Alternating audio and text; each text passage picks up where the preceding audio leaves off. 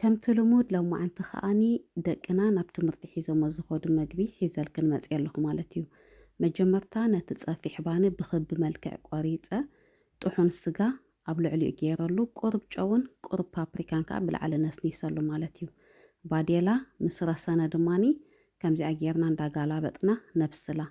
እቲ ማዩ ስጋብ ፀፍ ድብል ክልተ ግዜ ገላቢጥዮ ኣለኹ ኣነ ኣብዚ ብድሕሪኡ ኣብ ልዕሊኡ ቺዝ ክንገብረሉ ኢና ማለት እዩ።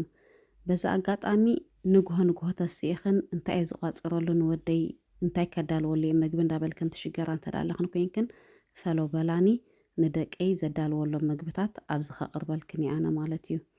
ብድሕሪኡ እዚኣ ዝረኣኽና ቺዝ ምስ ገበርናላ ብላዕሊ ዕፅፍ ክነብላ ኢና ከምዛ ናይ ታኮ ጌርና ኢና ክነዳልዋ ማለት እዩ።